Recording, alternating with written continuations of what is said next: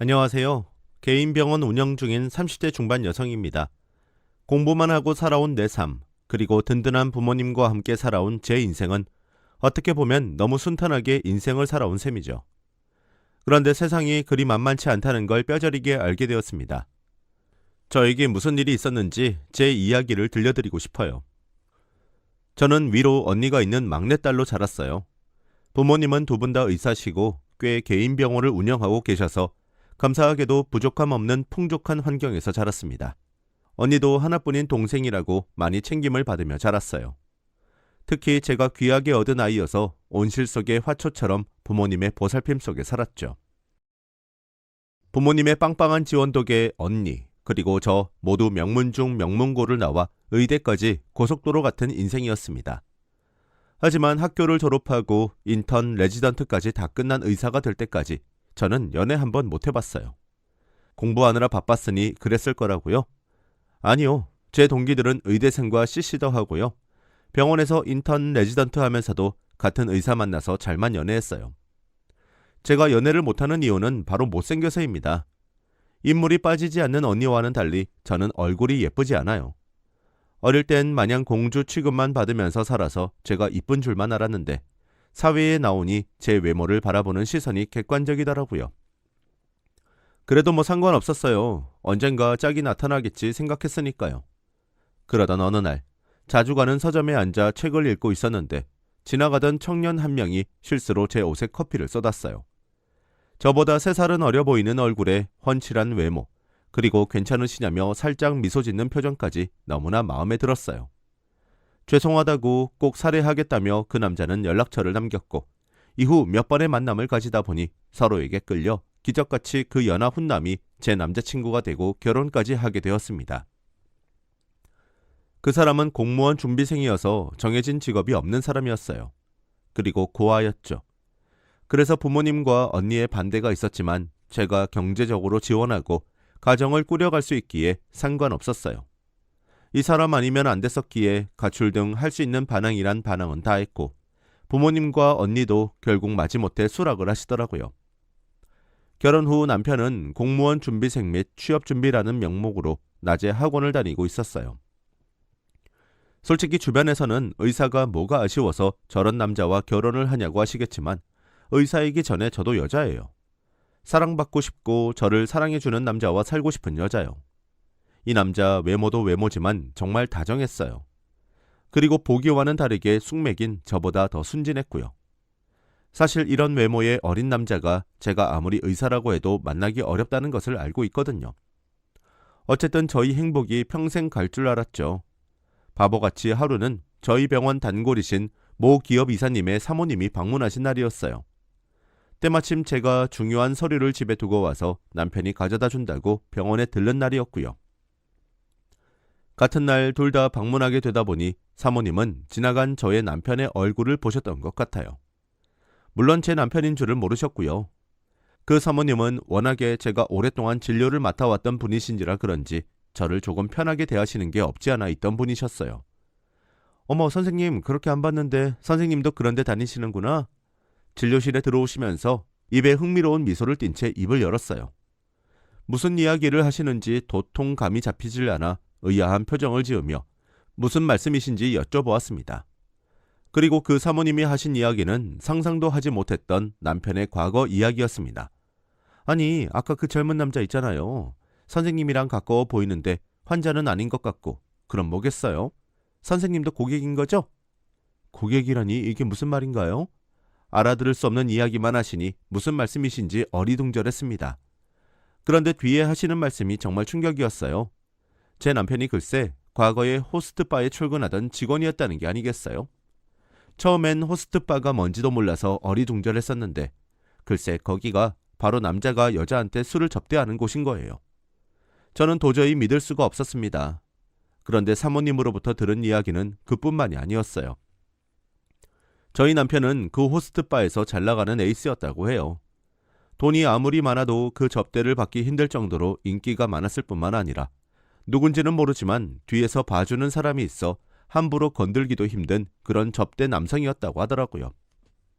심지어 들려오는 소문에 의하면 아주 유명한 젊은 여배우의 첩이었던 적이 있었는데 그분께 아주 큰 금전적인 사기를 치려다 걸려서 잠적했고 그 이후 그 업계에선 찾아볼 수가 없었다고. 그런데 여기 제 병원에서 마주칠 줄 몰랐다며 그 가게가 어디인지 알려달라고 좋은 건 같이 공유하자던 사모님 말에 정신을 똑바로 차릴 수가 없었습니다. 그래도 흔들리는 모습을 보이며 안 되겠다 싶어 침을 삼키고 아마 사모님이 잘못 보신 것 같다. 아까 남성분은 그런 데서 일하시는 분이 아니다 설명을 드렸습니다. 그래도 혹시 몰라 차마 남편이라는 말을 할 수가 없겠더라고요. 사모님이 떠나시자마자 진료를 마치고 남편을 만나러 남편이 다니는 학원을 향했습니다. 얼굴을 보러 간 게 아니라 남편이 정말 공부를 하는 게 맞는지 확인하고 싶었어요. 만약에 정말 그런 일했던 사람이 맞는다면 공무원 같은 어려운 시험을 준비하지 못할 거라 생각이 들었거든요. 그런데 다행히도 교실에 앉아 수업을 열심히 듣고 있는 남편을 확인할 수 있었고 그 후에야 제정신으로 돌아올 수 있었어요. 그래, 무슨 호스트바야. 잠시라도 남편을 의심했던 게 너무 미안했습니다. 그리고 더 이상 남편을 의심하지 않았고요. 그렇게 시간은 지났고 어느 날 새벽이었습니다. 그날따라 잠을 자다 살짝 깼는데 옆에서 자고 있어야 할 남편이 보이지 않는 거예요. 혹시 화장실을 갔나 물 마시러 갔나 싶어 조금 기다려봤지만 돌아오질 않더라고요. 그래서 남편을 찾아 거실로 나갔는데 베란다에서 숨어서 누구와 통화하는 남편의 목소리가 들리는 게 아니겠어요? 아, 그러니까 조금만 더 시간을 달라고요. 지금 상태로는 안 될 것 같아요. 무슨 이야기일까요? 무슨 시간이 필요하다는 것일까요? 그것도 이 새벽에 나 몰래 누군가와 통화하는 이 남자. 도대체 무슨 일인지 궁금했습니다. 다음날 아무렇지 않게 남편을 대하며 병원에 출근하는 척 집을 나와 남편이 외출하기만을 기다렸다 뒤를 밟기 시작했습니다.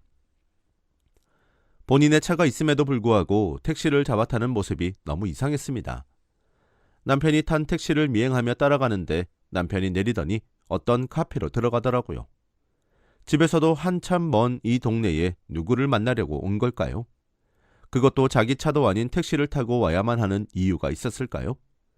저도 얼른 차를 세우고 밖에서 몰래 카페를 보았는데 남편이 웬 아줌마와 앉아 있더라고요. 저는 한 번도 본 적 없는 분인데 누구지 싶다가도 그런데 왜 저 아줌마를 이렇게 몰래 그리고 조심스럽게 만나야 하는 걸까 싶은 생각이 들었습니다. 어제 새벽에 한 통화도 그렇고 지금 상황도 그렇고 절대 그냥 넘어가서는 안 될 것만 같은 느낌이 들었어요. 우선은 지금 저로서는 할 수 있는 게 없을 것 같아 아줌마와 같이 앉아있는 남편의 모습만 핸드폰으로 사진을 찍고 병원으로 출근하였습니다. 병원에 와서도 하루 종일 도저히 일이 손에 잡히지 않아 예약 환자들은 모두 저와 같이 근무하는 정 선생님께 부탁을 했고 어떻게 하면 좋을지 고민을 하였어요. 머리가 너무 복잡했습니다. 이거는 도저히 혼자 해결할 수 있는 문제가 아닌 것 같아 고민에 고민을 한 뒤 항상 저의 든든한 언니에게 연락을 했어요. 부모님이 걱정하시니 절대 알리지 말라는 당부와 함께 그동안의 일을 모두 이야기했습니다. 언니는 본인이 다 알아보고 해결할 테니 너는 가만히 기다리고만 있으라고 말을 해주었어요. 가만히만 있기에는 제정신이 말이 아니었지만 항상 든든한 언니였기에 믿고 연락만을 기다렸습니다. 며칠이 지나고 연락을 받았는데 알아본 결과 호스트바 이야기는 잘못된 이야기고 남편이 만났던 그 아줌마는 남편의 먼 친척되는 분이신데 부탁을 좀 하고 싶어 만났던 것 같다고 알려주더라고요. 철저히 뒷조사 다 했으니 염려하지 말라면서요. 솔직히 찝찝한 게 한둘이 아니었지만 언니가 잘 알아봤겠지 하고 믿었어요. 그리고 저의 몸을 걱정하면서 비타민도 챙겨줬고요. 그렇게 한시도 자상하지 않았던 적이 없는 남편이었는데 제가 남의 말만 듣고 남편을 의심하질 않나 새벽에 몰래 한 전화통화 한 번에 뒤를 밟기나 하고 제 자신이 한심하더라고요. 그 뒤 남편은 의심할 만한 행동을 전혀 하지 않았고요. 그렇게 모든 일이 그냥 다 오해에서 비롯한 해프닝이라고 생각을 했고 그렇게 시간이 흘렀습니다. 그리고 어느 날 엄마가 갑자기 쓰러지셨다는 소식을 듣고 급하게 병원으로 가게 되었습니다. 가면서 남편에게도 계속 전화를 하는데 연결이 되지 않더라고요. 항상 사랑받으면서 자라서 애틋한 엄마인데 쓰러졌다는 이야기를 들으니 마음이 너무 힘들었어요. 병원에 도착해서 엘리베이터를 기다렸는데 사람이 너무 많아서 기다려야 하는 시간은 길고 엄마 상태가 어쩐지 걱정이 되어 빨리 보고 싶기도 하고 마음만 급한 저는 비상구 계단을 이용해 올라가고 있는데 멀리서 익숙한 두 사람의 목소리가 들려왔습니다. 무언가 심각한 이야기를 하는 것 같아 숨죽여 올라가는데 거리가 점점 가까워지니 대화가 뚜렷이 들리더라고요. 그건 바로 언니와 남편의 대화였습니다. 그리고 그 대화를 듣고만 저는 낭떠러지에서 떨어지는 느낌이 들었습니다. 소리를 내지 않으려고 입을 틀어막고 두 사람의 대화를 듣고 있자니 도저히 맨정신으로 듣기가 힘들었어요. 쓰러질 것만 같은 몸을 추스르고 도저히 안 되겠다 싶어서 녹음을 하기 시작했습니다. 도대체 시간이 이렇게 지났는데 아무런 진전도 없어. 시간이 얼마 남지 않았는데 일 마무리는 언제 되는 거야? 라고 언니가 남편에게 지친 목소리로 물었어요. 그런데 말이죠. 그 일이 무엇인지 아시나요? 그건 바로 저를 난치병 환자로 만들고 입원시켜서 죽을 때까지 병원에 방치시키는 것. 남편이 항상 챙겨주던 약은 안 좋은 약이었고 그걸로 저를 아프게 만드는 게 계획이더라고요. 사실 그 약 넙죽넙죽 받아 먹은 적도 있지만 제가 쓴맛을 너무 싫어해서 약 먹는 척 남편 몰래 버리기도 많이 버렸거든요. 그래서 아마 시간이 생각했던 것보다 더 오래 걸려 계획에 차질이 생긴 것 같은 상황이었어요. 어떻게 이런 일이 있을 수 있지 생각하니 온몸이 바르르 떨려왔습니다. 둘의 대화가 끝날 때까지 악으로 버티다가 최대한 티를 내지 않으려고 노력하며 엄마를 만나고 집으로 돌아왔어요. 다행히도 엄마는 크게 이상은 없으셨어요. 몇 달 고민 끝에 저는 도저히 상황들이 이해가 되지 않아서 아빠를 찾아갔어요. 자세한 이야기는 하지 않았고 단지 혹시 언니가 나를 미워할 만한 무언가가 있지 않을까 싶어서 나만 모르는 어떤 비밀 같은 게 있다면 알아야겠다는 생각으로 아빠를 떠봤는데 글쎄 언니가 저희 부모님께 입양된 아이였던 게 아니겠어요? 일부러 숨기려고 그러신 건 아니고 때가 되면 알려주려고 하셨다고 해요. 엄마 아빠가 결혼하시고 오랫동안 아이가 생기지 않아서 당시 아시는 분이 원장님으로 계신 고아원을 통해 3살 된 언니를 입양하셨대요. 처음 데리고 올 때부터 지금까지 엄마 아빠 속 한번 썩이지 않고 효도하는 착한 딸로 자라줘서 너무 고마웠대요. 지금도 그렇게 엄마 아빠를 챙길 수가 없다고 너를 그렇게 이뻐하는 것만 봐도 알지 않겠냐고 언니에게 정말 잘해야 한다고 혹시라도 엄마 아빠가 죽고 나면 언니 부부를 부모라고 생각하고 잘 지내야 된다고 말씀하셨어요. 그런 이야기를 하는 엄마에게 차마 언니와 남편의 일을 말할 수가 없었습니다. 그렇다고 가만히 앉아서 당하고 있을 수만은 없었어요. 온실 속의 화초처럼 자라 아무것도 모를 거라고 생각했던 것 같은데 그래도 저 악바리 같은 성격이 있어서 공부도 그렇고 이 악물고 했거든요. 제 삶을 무너뜨리고 가지고 노는 두 사람 절대 가만두지 않으리라 다짐했어요. 그리고 둘의 관계는 어떻게 되는 건지 알아보기로 했어요. 그리고 또 한 번 믿을 수 없는 사실을 알게 되었어요. 과거의 모든 기록들과 고아원의 기록까지 낱낱이 살펴보던 도중 제 남편의 자료 또한 찾을 수 있었습니다. 그건 바로 제 남편이 바로 언니의 동생이었던 것입니다. 둘 다 어렸을 적 고아원에 맡겨졌는데 언니만 저희 집에 입양이 됐고 남편은 그렇게 고아원에 남겨졌고 성인이 되자 개명을 하고 새로운 신분으로 나타난 것이었죠. 집안 형편이 좋지 않아 언니의 진짜 부모님은 좋은 집에 입양되기만을 바라며 고아원에 보내셨다 해요. 고아원에 보내고 나서 우리 집에 입양이 되어서도 몰래 어렸을 때부터 서로 연락을 하며 살아왔고 여전히 좋지 못한 집안 살림에 삐뚤어진 동생 좀 부탁한다고 언니에게 신신당부를 한 것이었고 결국 피 섞인 남편을 몰래 도와주고 있었던 것입니다. 하지만 그 동생이란 제 남편은 삐뚤어져서 그 잘난 얼굴로 호스트바를 전전하다 사고치고 도망치며 다녔고 언니는 무언가 좋은 생각이 떠올랐는지 그때부터 저를 노린 계획을 세웠던 것 같더라고요. 네, 맞아요. 제 남편의 그 과거는 전부 사실이었습니다. 공무원 준비하는 것도 다 철저하게 계산된 속임수였고요. 저에게 접근했던 것도 포함해서요. 혼자 해결해 보려고 했지만 아무리 생각을 해봐도 부모님께 비밀로 하고서 이 일을 해결할 수는 없겠더라고요. 그래서 철저하게 복수를 하기 위해서 실수 없게 계획을 세워야 했어요. 그동안에 제가 알고 있다는 것을 눈치채지 못하게 하기 위해 남편이 준 약을 먹는 척하고 버렸어요. 그리고 남편 앞에서 가끔 토하는 척도 해주었고 시름시름 앓는 척 픽픽 쓰러져 주고요. 그러면서 긴장을 풀게끔 만들었어요. 그렇게 연기를 하는 동안 부모님께 그동안의 일들을 다 이야기 드렸어요.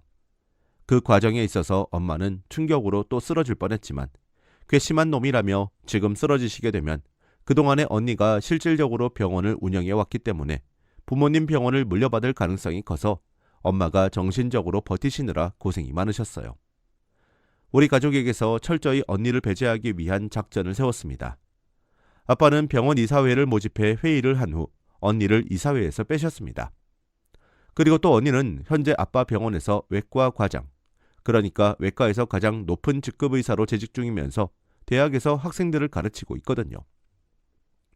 얼핏 듣기로는 학교 자체 설문조사에서 존경받는 교수님 1등을 차지했다는데 그렇게 쌓아올린 언니의 명성을 전부 뺏어버리기로 했어요. 아빠가 대학장 교수님과 절친 사이셔서 의대에 전체 공문을 보내서 언니의 민낯을 전부 밝힐 수 있게 도와주신다고 하셨거든요. 그리고 제 남편이요. 원래도 가진 거 없어 잃을 것도 없는 사람이더라고요. 정말 철저하게 복수해서 망가뜨려주고 싶은데 망가뜨릴 게 없어서 너무 편했어요. 그렇다고 나를 가지고 장난친 지난 생활을 생각하자니 그냥 둘 수가 없었습니다. 예전에 제 병원 고객이신 이사님 사모님에 들려주신 이야기 중에 제 남편이 여배우의 첩이었고 금전적으로 큰 사기를 치다가 걸려서 잠수를 탔었다는 말을 하신 적이 있던 게 기억이 났어요. 건너를 통해 그 배우님과 만남을 가질 수 있었고 그때 그 호스트바 남자 직원에 대해 정보를 알고 있는데 원하시는지 여쭤봤더니 지금껏 찾고 있었다고 하여 알려드렸어요. 그리고 모든 계획이 다 완료되었을 때 가족 모임을 빙자하여 온 가족이 모임을 가졌어요.